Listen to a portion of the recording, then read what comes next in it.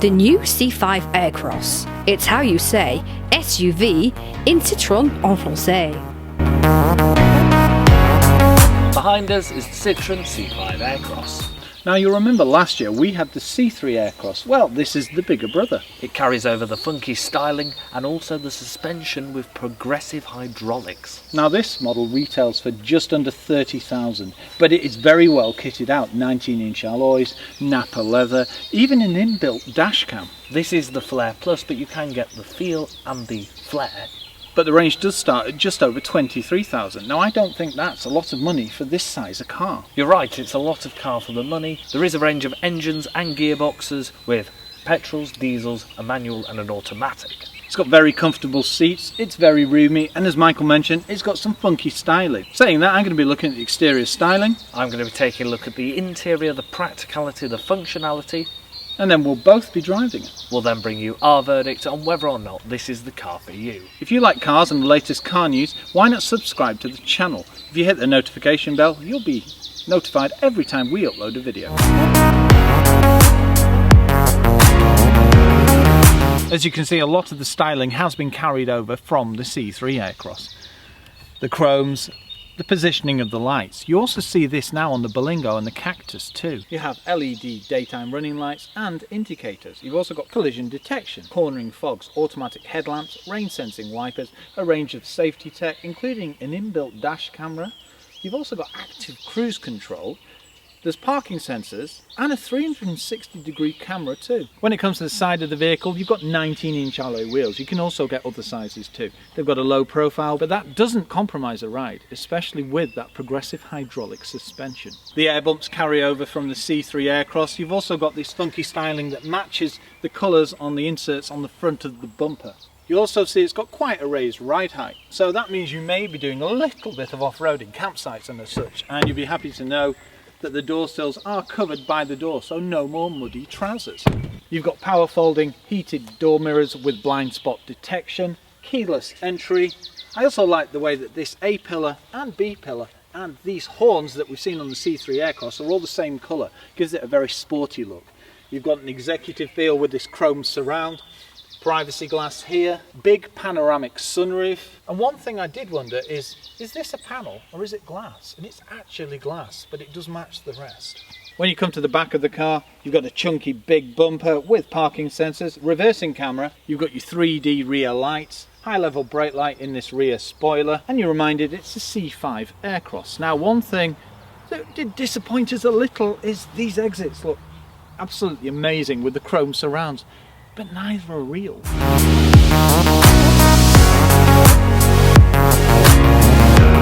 The first thing that strikes you when you get into the C5 Aircross is just how comfortable it is. You sink into the seats, the Napa leather's nice and soft, and you have this plush armrest, soft materials on the top of the doors, funky air vents. There is a big difference between the C3 Aircross and this car. You've just got the added extras with the stitching on the dash. Overall, it's just a really nice place to be. When it comes to functionality, you've got all-around electric windows, power folding electric door mirrors with blind spot detection. They are also heated.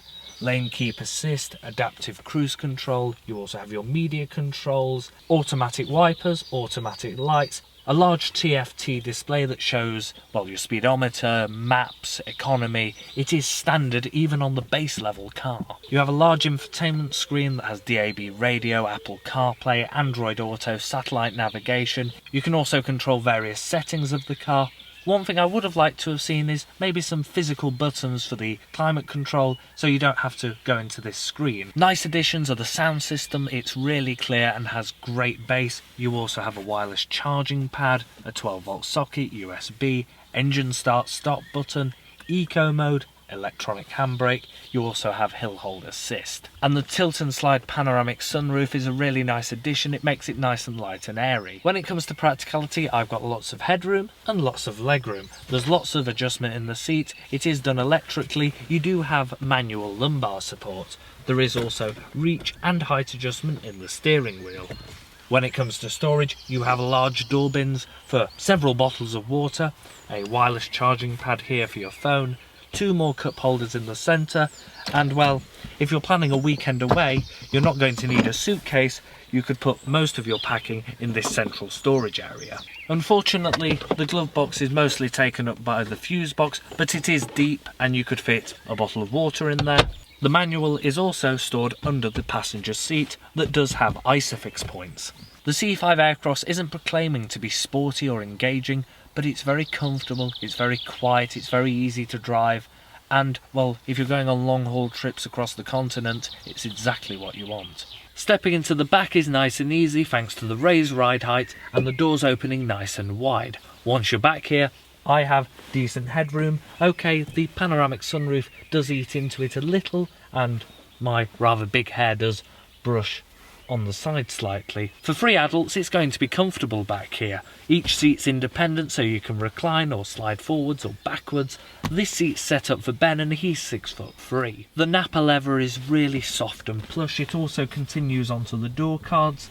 Okay, there is a hard plastic along the top, but you have a nice soft armrest. Because this centre seat is a proper seat, there is no pull down armrest. It would have been nice to see maybe some cup holders in the back here. You have ISOFIX points on both the outer seats, air conditioning, 1 USB, map pockets, side curtain airbags. The privacy glass doesn't make it dark back here, and the panoramic sunroof makes it nice and light and airy. You also have electric windows and a decent sized door bin for a large bottle of water. If you had 3 Benjamins back here, well, you might be rubbing shoulders, but if you're my build, then you'll be absolutely fine. Coming around to the boot of the car, you do have a power tailgate. You can operate it using your foot.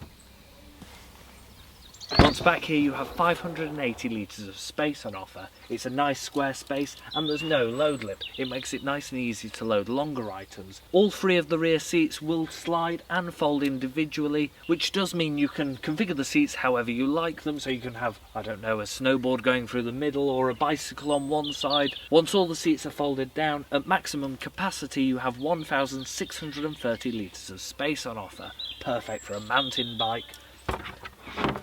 Underneath the boot floor you have some additional storage and a space saver spare wheel.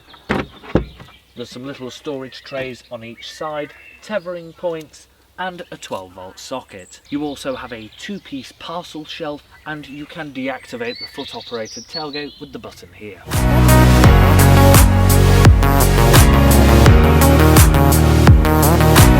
So what's the Citroen C5 Aircross like to drive?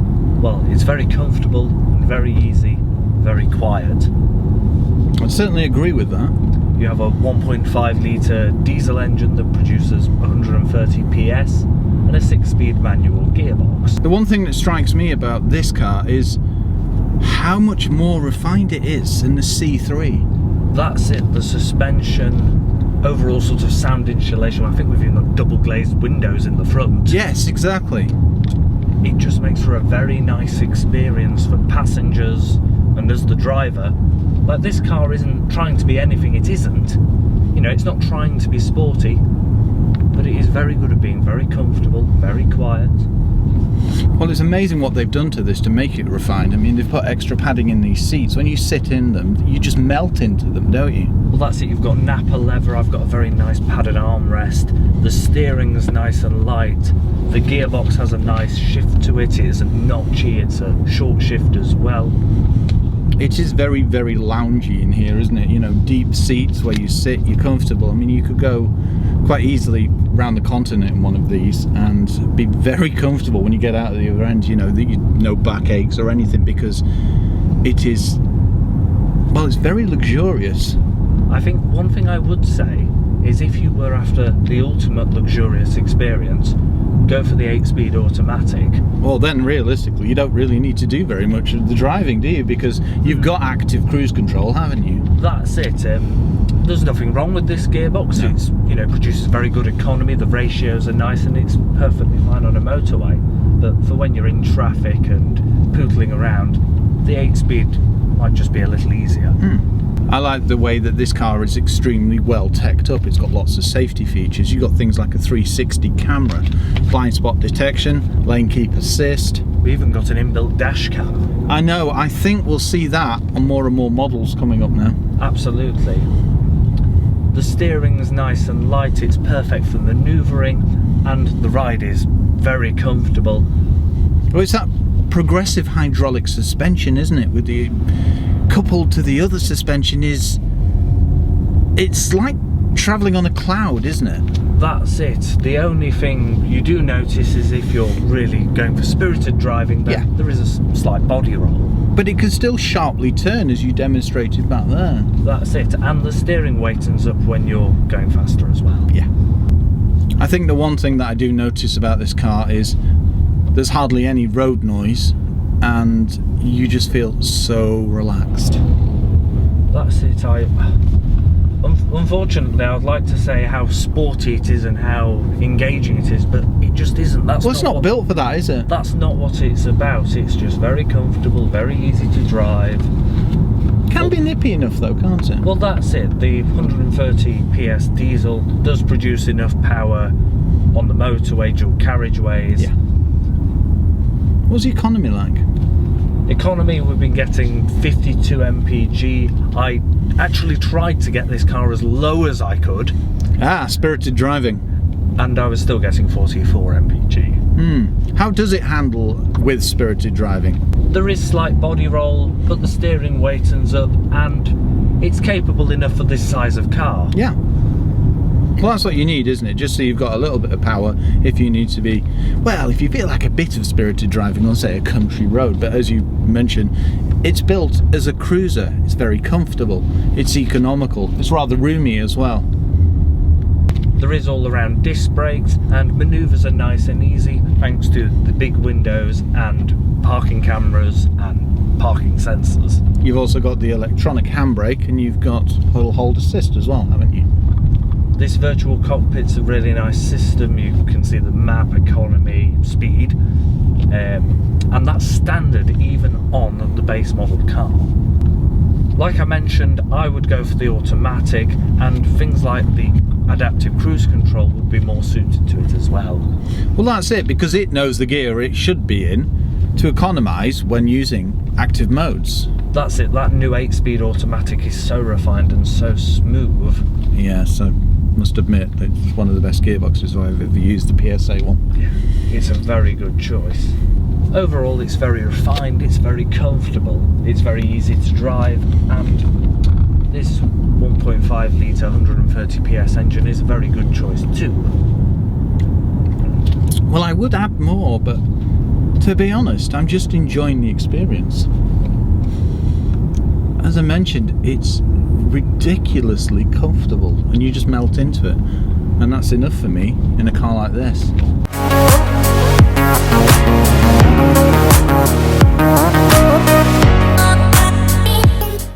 The new Citroen C5 Aircross is an ambassador of comfort, and you will easily see why as you travel in the cocoon of safety. With a 6-speed manual gearbox, this SUV goes from 0 to 62 in 10.4 seconds. The range starts with the C5 Feel at just under £23,500, and this model here is the Flair Plus, starting at just under £28,000. Standard features include advanced comfort seats, and all of the seats in the back are full-sized and independently adjustable, and comes with the 2 boot floor positions for optimum flexibility with your storage needs. It does clever things with the suspension, niftily utilising the hydraulic cushions that makes it feel like you are travelling on a magic carpet, which, funnily enough, is exactly how Citroen described the experience. With bags of space and 52 miles to the gallon, this is the perfect vehicle for your adventures. Optional extras include panoramic sunroof and a hands-free power tailgate that you can open with the key, via the dashboard, and even your foot. With an NCAP rating of 5, the new C5 Aircross is a cutting-edge leader in the field of SUVs, combining comfort, safety, style and flair. For more great impartial car reviews, please subscribe to Planet Auto. If you have any questions about the Citroen C5 Aircross, please leave them in the comments section below. Thank you.